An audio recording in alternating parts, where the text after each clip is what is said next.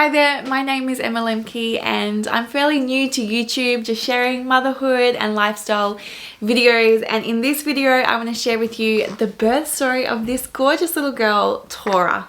She is about 5 months old now, but I want to just reverse back and share how she came into the world and that story, because I don't know if you're like me, you love hearing birth stories. I love hearing birth stories. So you might want to hear about mine. I did have a vastly different birth story to my first. So my firstborn Eden, just in a nutshell, my waters broke and I didn't go into labor. So 5 days later I was induced and I had Eden via a vacuum delivery. So that was her story. Tora's story is completely different, and that's why I'm excited to share it with you, because it was a positive, beautiful experience. Yes, I gave birth to a child, so it wasn't like the easiest thing I've ever done, but all in all, it was, yeah, just a beautiful experience that I want to share with you. So let's start right from the beginning. So my due date comes around, still no baby. So like most pregnant women, I'm doing all the things to try and naturally induce labor. So I'm eating the dates, I'm drinking the raspberry tea, I'm bouncing on my bouncy ball, I'm doing all the positions. And Tora was also showing up in my appointments as posterior. So I was trying to turn her and get her into a position optimal for labor. I was doing all the things. So that was on the Wednesday. My due date was on a Wednesday, I think May 16. Come that Saturday, that's usually when we go to church as a family. I was just feeling really tired and exhausted that day, so I just stayed home and did a lot of resting. So Saturday I stayed home and relaxed, and a friend of mine from church came over in the afternoon and was like, let me induce this labor for you. She is a friend who's also a naturopath. So she did some massage on me, on my back and on my feet, and some of the, I don't know, pressure points there that link to the uterus or whatever. Look, I'm not a scientist, so I'm not even gonna begin to try and explain that stuff. But so she did her thing. We used some clary sage oil and also peppermint oil. So the peppermint oil was on the back because apparently the smell of that babies don't love, so they often want to turn away from it. So that was kind of like a way to try and turn her into a better position. So that happened Sabbath afternoon.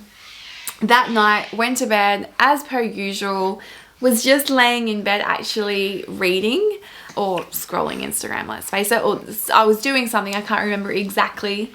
And Blair was also in bed with me and my waters broke. About 10 to 12 on Saturday night, the 20th of May, and probably around 11 o'clock my waters broke. I sort of felt a slight leak, and I knew that it was probably my waters, and so I didn't want to get up because I didn't want it to gush. But then I felt more of it come while I was laying in bed, and I was like, yeah, this is definitely my waters are broken. So that means, hopefully, fingers crossed, that I will be giving birth to this child Sunday, the 21st of May. So it's pretty hectic. I feel like dull aches, a bit like period pain, which I never really had last time when my waters broke early. So that's a good sign, because it took me a while to actually go into labor last time when my waters broke. So I'm really hoping that things start progressing, because at the hospital you're kind of on a clock as soon as your waters break. So hopefully something happens, but I want to have a good rest tonight, so I don't want it to happen like now, but hopefully sometime tomorrow, if it can hold off for that long. I think it was just nervousness. not nervousness about like going into labour, just nervousness about timing and like, do I call my midwife, when do I go to the hospital, all of that. Just for some reason I'm really nervous about all of that, because I just don't know what's going to happen and how quickly it's going to progress or how slow. In many ways I'm hoping it's slow, so I have time to like be able to think through all of that, because it's 45 minutes to get to the hospital from where we are. And yeah, anyway, that's all for now, but I'm gonna go to bed and hopefully I'll be able to update you in the morning, not in the middle of the night, of what's going on. So the next morning when I woke up, I decided that I would call my midwife, just let her know what was happening. So I did, and she wanted me to come into the hospital to have the baby monitored and all of that stuff. And that was kind of when I started to feel pretty sad, because it just felt a little bit like deja vu, because with Eden, that is exactly what happened. My waters broke, nothing happened. I went into the hospital, had the baby monitored. They wanted to induce me, but I kept pushing it back until I ended up being induced. And so I just was like, no, I really, really, really don't want to be induced. And I want to have this baby completely as natural as possible. So I started to feel a bit sad, but I wanted to make sure that she was okay, obviously. So I went into the hospital. She was monitored. Everything was perfectly fine. I was with the midwife group practice. She was really supportive of the fact that I didn't want to have an induction. She knew where I was at. So she called, I think that the midwives have to call like the doctors and talk with them about stuff. So she talked with them. She's like, I'm happy with how everything's going. We can maybe, if nothing happens tonight, she can come in tomorrow and be monitored again. So I was like, okay, this is good. I will just go home, see how things progress, and if not, then I'll go again to the hospital in the morning. Anyway, so I went home and she said, look, she's still in a posterior position. Go home, do some of these exercises, and let's see if we can get this labor going. And she also recommended nipple stimulation, so pumping or trying to get out that colostrum, which I'd already been doing for a few days because I was doing the natural, trying to induce the labor naturally, and I knew that that was a really effective way of doing it. So I went home, I did that, I did the little exercises, I can't remember what they're called. So I did all of those, and then I was like, you know what? Now I'm just gonna go to bed. I'm gonna sleep. So I got home from the hospital around 1:40, and I know that because I've sent a text message to a group of my closest girls, and I've just said, I'm just leaving the hospital. They want to see me in the morning at 10. This seems like deja vu. Baby is deep in my pelvis, but probably on an angle, just like Eden. I'm going home to do some gymnastics because I think it's positioning that's stopping progress again. Because with Eden, my firstborn, I did think that that was probably what stopped the progress, was that she wasn't engaging on the cervix area. So the midwife is very supportive of me pushing back induction, but I know the pressure will begin soon if nothing happens. Praying this afternoon, tonight something will get going. And I said that I'm getting a contraction every now and then. So throughout all of Sunday, I was getting contractions every now and then. But I also didn't sleep well last night. And Eden ended up coming into me and I was having a contraction every 10-ish minutes. That's right. Now I'm like remembering back, like Eden, it's like she knew something was going on. She came into our bed that night. I just didn't have a good sleep. So contractions last night only last a few hours though. Oh, okay. So I was having like contractions every 10 minutes, but it was only like for a few hours that night. So I went home, did the gymnastics, then I thought I'm just going to go to sleep, because if I go into labor tonight, I just want to be well rested, because I learned from Eden that having rest is really important, and I didn't have that with her. So I went to sleep probably around, I think 2:30, 3 o'clock. And around 4:30, I woke up with this really intense contraction. So I was like, it kind of woke me up, and I thought, oh, this is interesting. This really feels like a proper legit contraction. So, and I've just messaged the girls, I've just been asleep and woke to a very strong and intense contraction that lasted a good minute. We'll see if another one comes. And then that was the last I spoke to them. Because after that, I was getting really strong contractions every 10 minutes that moved into every 5 minutes. I felt pretty good, and I was like just tossing up in my head like when to go to the hospital and how long to stay at home and labor for, because I didn't want to go into the hospital and things just to, you know, fizzle out, because that had happened to me before. So I was like, I'll just stay at home for as long as possible, but at the same time, I don't want to be giving birth in the car or on the side of the road, and I don't really want to be giving birth at home because I'm just not prepared for this.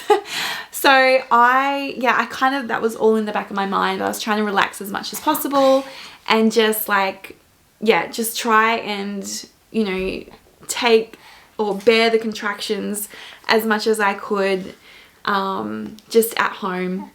I was actually feeling pretty good, so I decided, so I was just in my bedroom here, and when I had the first contraction, I just stayed in here for a little bit. Like, I didn't even go out and sort of like tell anyone. Like, my mum was here looking after Eden, and my husband Blair was here as well. So I went out into the lounge room and I sat on the exercise ball, and then the contractions started to get to the point where I was like, you know what, it would be really nice to kind of take the edge off these contractions a little bit. Like, maybe go into like a warm shower or have a heat pack. So at that point I was like, you know what, I'm gonna call the midwife and just tell her what's going on, because if this progresses quickly, I want them to be ready for me in the hospital. So I called the midwife, and when I was on the phone to her, I had this really intense contraction that kind of like stopped me in my tracks. And she's like, you know what, I think you should come in and we can monitor you, see how you're going. If you haven't progressed much, that's okay. You can go for a walk down the beach or something like that, but just come in, because then you're in here and you don't have to be worried. So I did. So I went out, I sat on the exercise ball. I said to Blair, I think that we should go into the hospital, and can you get me a heat pack? Oh, I can feel it. So he went and got me a heat pack that I just put on, and I was just in the living room. It was actually really cute because my mum and my daughter Eden were there. She was 2 and a few months at the time, and she came up to me and put slippers on my feet, which was really beautiful, but she was doing it like right in the middle of her contraction. And Blair was busying around getting the car ready and stuff, and I said, okay, let's go. Hey sweetheart, guess what? Mummy's gonna go to the hospital now. You know what that means?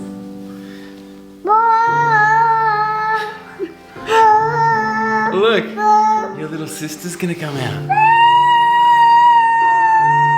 Are you looking forward to seeing your little sister?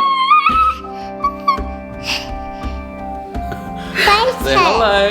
Hello. Are you looking forward to seeing your little sister? Yeah. Yeah. What are you gonna say to her when you see her? Cuddle. Cuddle. Do you want to cuddle, there? So we jumped into the car and we headed to the hospital. So I've just jumped in the car. I'm getting pretty intense contractions every 5 minutes.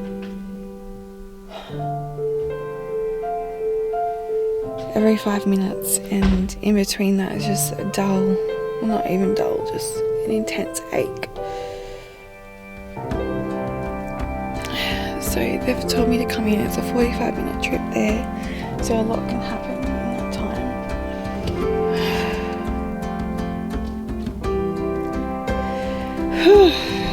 I'm excited, but I'm also nervous. So at that point I was having contractions coming every 5 minutes, and my contractions were lasting a long time, like 1.5 to 2 minutes long. Like, they were intense and long contractions. Like, we're not talking like 30 seconds to a minute contractions. They were like, yeah, just really long. And I was feeling them, even though I knew that my baby was posterior. Often you feel that in your back, but I was feeling it all in my tummy. So I had that heat pack on me, and I was kind of like hunched forward in the car with my seatbelt on, hunched forward in the car because that was the position that felt the most comfortable for me. I did actually recline the chair and try and lay back, but that just made me feel awful. So like I just felt every single bit of the pain doing that. So I wanted to be leaning forward in the car. Blair, bless him, he picked the shortest route to the hospital, but the shortest route also had like these speed bumps on this particular road leading up to the hospital. And I remember just going, okay, I cannot go over this speed bump. Can you just stop please at the speed bump? So he had to like stop at the speed bump, wait for me to have my contraction, and a pause in between contractions to go over the speed bump to the next speed bump. And there was like maybe 3 speed bumps on that road. Then we got to the hospital, and he said, do you want to park or do you want me to drop you off at the front door? I was like, because where the parks are, you have to like walk upstairs and then go into the hospital. I was like, I don't know. I don't think I can make it from the car to the hospital foyer. So he was like, that's fine. I'll drop you off and then I'll go to the car and I'll go and park the car. So he dropped me off at the foyer and went and parked the car. And then I took just my pillow and the heat pack that I had.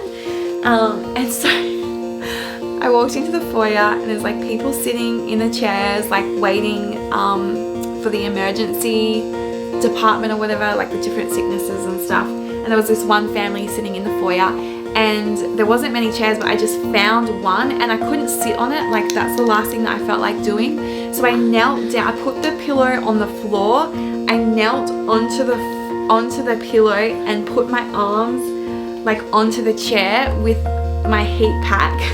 And I just like had another really intense contraction, and they were coming quite frequently. I wasn't timing them at that point, but they were coming frequently, and I thought, oh man, I don't know if I'm gonna make it. Like I don't know if I can get from here to the room, to the birthing suite. So I called the midwife. I didn't even bother calling Blair because like he's in the car park and what's he gonna do? Called the midwife and I just said, I don't think I can move. They're like, okay, where are you? And I'm like, I'm in the foyer of the hospital, but I can't move.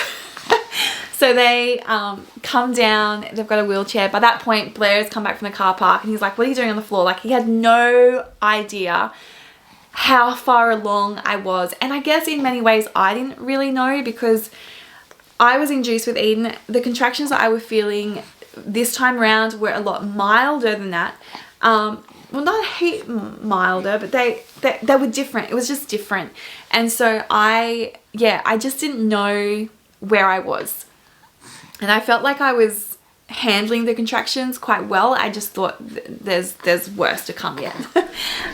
So they got the wheelchair, wheeled me up to the birthing suite. We got into the lift. The lift went up.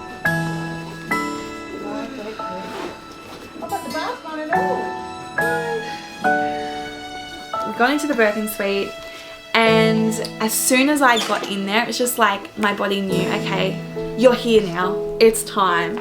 And I just, without thinking about it, just uncontrollably, just my body began to push, which was the weirdest experience ever because with Eden, I was induced. I never had that sensation of pushing.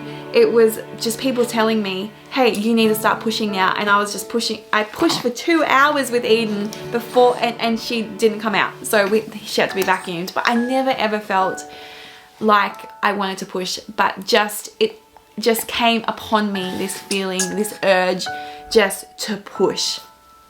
I was still like in all my clothes, so I had to like take my clothes off after the contraction that made me want to push. Take my clothes off, and she's like, do you want to get into the bath? And I'm like, yes, I think I do, but I don't know if I can.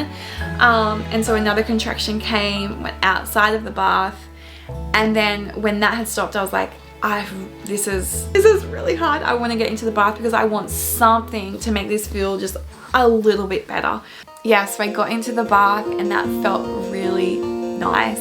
Just warm, beautiful, comforting, like a big hug.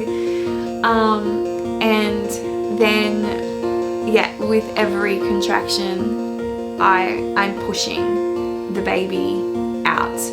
I can feel her like squirming. It was really weird, and now come to think of it, I think it was her actually turning in the birth canal as I was pushing, because she was posterior, but she came out the right way.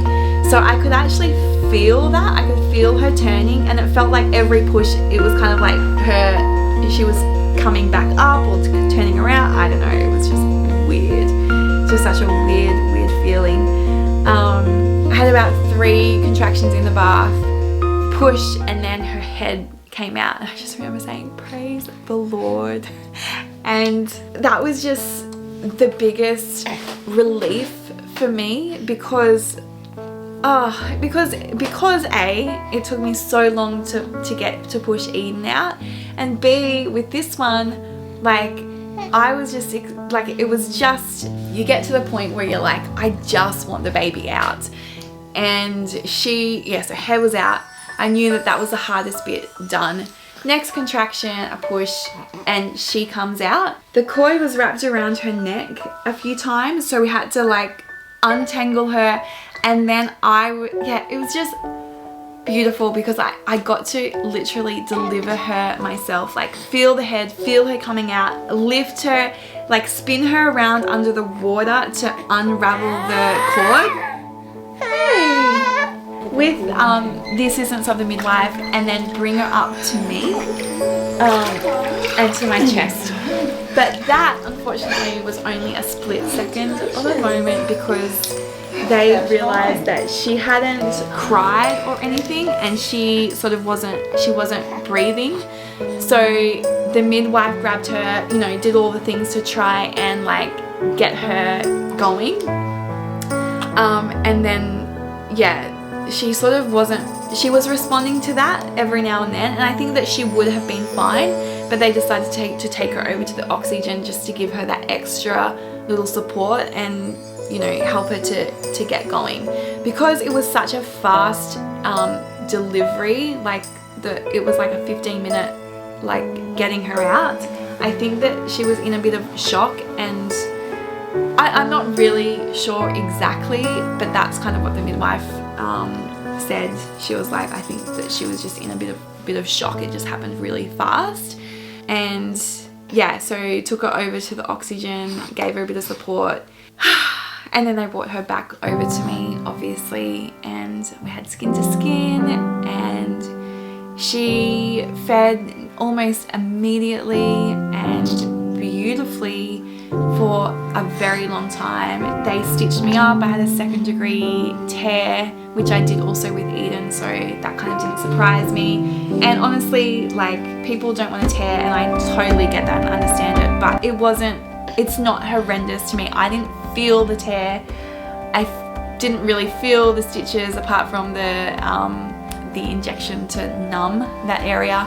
And the healing process for me, it was like 2 weeks and I'm good to go. But I'm still able to walk very well and get in and out of bed. So I was, yeah, it felt pretty good. It was okay. It wasn't terrible. But yeah, it was just a beautiful experience. So I delivered her at, I think it was 8:30. So it was like a 4-hour, just from my first heavy contraction right up to when she was born, around 4 hours or just under 4 hours. So it was a pretty fast labor, and I didn't really know what to expect, but the midwives did suspect that it would be a fast one. They were kind of preparing me for that. Oh really? Oh really? Is that what you think? Is that what you think about that? Hey? But yeah, it was amazing. Yeah, it was kind of all that I had hoped and dreamed for in a birth. So yeah, that's the birth story of my little girl, Tora, and she has been such a blessing ever since. Honestly, she is beautiful. She is so beautiful. I'm just loving being a mother a second time around. I know that I have probably missed some details. Oh, maybe you want to know that she was 3.6 kilograms when she was born. We had already decided on the name Tora Grace. So Tora Grace Lemke. So we were able to give her that name immediately.